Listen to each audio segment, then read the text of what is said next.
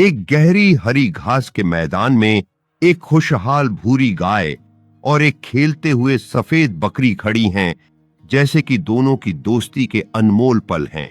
गाय और बकरी एक लकड़ी की परात से खाना बांट रही हैं, दोनों ताजा घास चबाते हुए संतुष्टि और खुशी से भरे हुए हैं।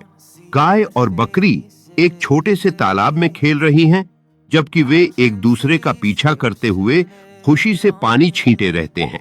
गाय और बकरी एक बड़े पेड़ के नीचे आराम कर रही हैं, उनकी छायाएं जमीन पर मिलकर शांति का एक पल बिता रही हैं।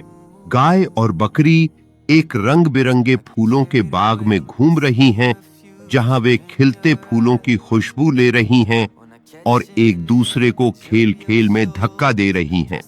गाय और बकरी एक कंबल पर पिकनिक का आनंद ले रही हैं। चारों ओर फल और सब्जियां रखी हुई हैं और वे खुशी खुशी अपने खाने का मजा ले रही हैं।